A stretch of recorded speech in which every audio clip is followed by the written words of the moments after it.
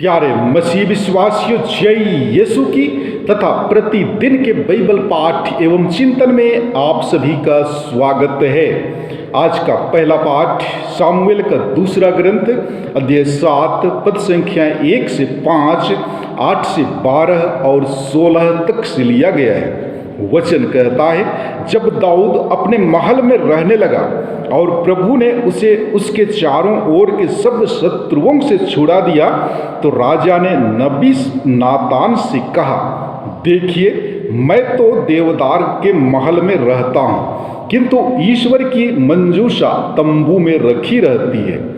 नातान ने राजा को यह उत्तर दिया, आप जो करना चाहते हैं कीजिए, प्रभु आपका साथ देगा। उसी रात प्रभु की वाणी नातान को इस प्रकार सुनाई पड़ी, मेरे सेवक के पास जाकर यह संदेश देना, प्रभु यह कहता है, क्या तुम मेरे लिए मंदिर बनवाना चाहते हो? तुम भेड़ें चराया करते थे और मैंने तुम्हें चारागाह से बुलाकर अपनी प्रजा इस्राएल का शासक बना दिया है। मैंने तुम्हारे सब कार्यों में तुम्हारा साथ दिया और तुम्हारे सामने तुम्हारे सब शत्रुओं का सर्वनाश कर दिया है। मैं तुम्हें संसार के सबसे महान पुरुषों की जैसी ख्याति प्रदान करूंगा। मैं अपनी प्रजा इस्राएल के लिए भूमि का प्रबंध करूंगा और उसे बसाऊंगा। वह वहां सुरक्षित रहेगी, कुकर्मी उस पर अत्याचार नहीं कर पाएंगे। ऐसे पहले हुआ करता था जब मैंने अपनी प्रजा इस्राएल का शासन करने के लिए न्यायकर्ताओं को नियुक्त किया था। मैं उसे उसके सब शत्रुओं से छुड़ाऊंगा। प्रभु तुम्हें महान बनाएगा, प्रभु तुम्हारा वंश सुरक्षित रखेगा। जब तुम्हारे दिन पूरे हो जाएंगे और तुम अपने पुरखों के साथ विश्राम करोगे, तो मैं तुम्हारे पुत्र को तुम्हारा उत्तराधिकारी बनाऊंगा और उसका राज्य बनाए रखूंगा। मैं उसका पिता होऊंगा और वह मेरा पुत्र होगा। तुम्हारा वंश और तुम्हारा राज्य मेरे सामने बने रहेंगे और उसका सिंहासन अनंत काल तक सुदृढ़ रहेगा। प्रभु की वाणी। ईश्वर को धन्यवाद। और आज का सुसमाचार पाठ संत लूकस के अनुसार पवित्र सुसमाचार अध्याय 1 पद संख्या 67 से लेकर 79 तक से लिया गया है। वचन कहता है, योहन का पिता जकरियस पवित्र आत्मा से परिपूर्ण हो गया और उसने यह कहते हुए भविष्यवाणी की, धन्य है प्रभु इस्राएल का ईश्वर, उसने अपनी प्रजा की सुध ली है और उसका उद्धार किया है।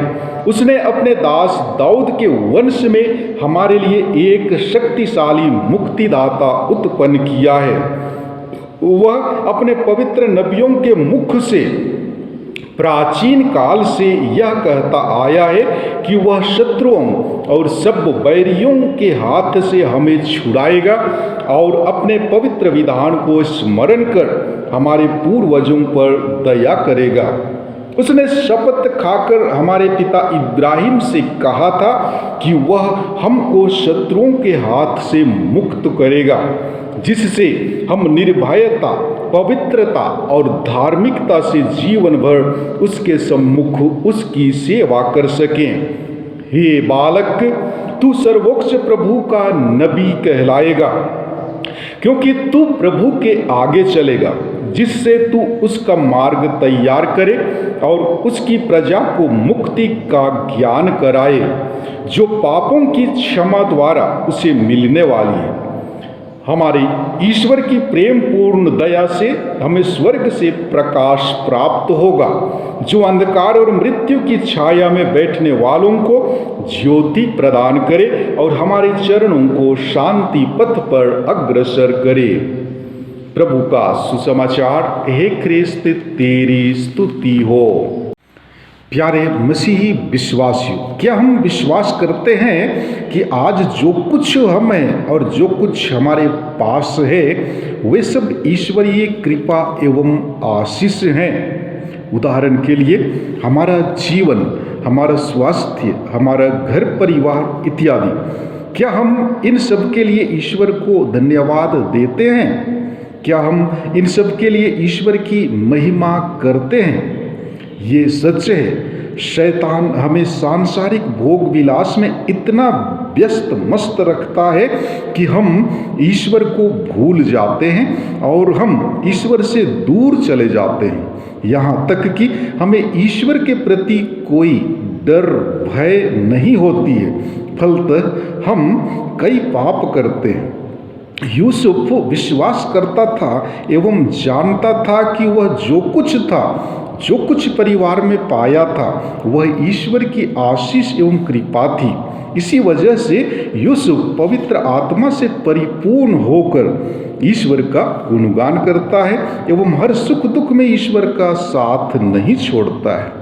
भाइयों एवं बहनों, हम इस आगमन काल के अंतिम दिन अर्थात चरण में हैं। आइए हम अपने अपने अंतःकरण की जांच करें कि क्या मैं आज जो कुछ भी हूँ या जो कुछ मेरे पास है वह ईश्वर की आशीष कृपा है, और यदि हाँ तो क्या मैं ईश्वर की आशीष कृपा के लिए सहृदय धन्यवाद देता हूँ? क्या मैं प्रतिदिन ईश्वर का गुणगान करता हूँ? प्यारे भाइयों एवं बहनों, दाऊद से जो प्रतिज्ञा की गई थी वह पूरी होने वाली है। लोग ऐसे राजा की आशा में थे जो शक्तिशाली और शत्रुओं पर विजयी होंगे। जब मरियम को स्वर्गदूत द्वारा दाऊद के पुत्र के जन्म का संदेश मिला तो उनका घबराना स्वाभाविक ही था, क्योंकि वे ना तो राजकीय घराने की थी और ना उनकी शादी हुई थी। वे और भी अधिक असमंजस में पड़ गई जब स्वर्गदूत ने कहा कि उनकी भावी संतान ईश्वर के पुत्र कहलाएंगे। यह दिखा देता है कि ईश्वर मनुष्यों का उद्धार मनुष्यों के सहयोग से ही करता है, और वह भी अपने ही तरीके से। यह कब और कैसे होगा वह ईश्वरीय योजना में छिपा है। इतना तो अवश्य है कि ईश्वर अपनी प्रतिज्ञा का धनी है। वह हमारे दिल का राजा है। हम दिल के राजा को हमारे हृदय में जगह दें। आज के सुसमाचार में हम जकरियस के भजन को सुने। जकरियस के भजन की तुलना उस रात्रि प्रहरी के साथ की जा सकती है जो सूर्य के पहले किरणों का अभिवादन करता है।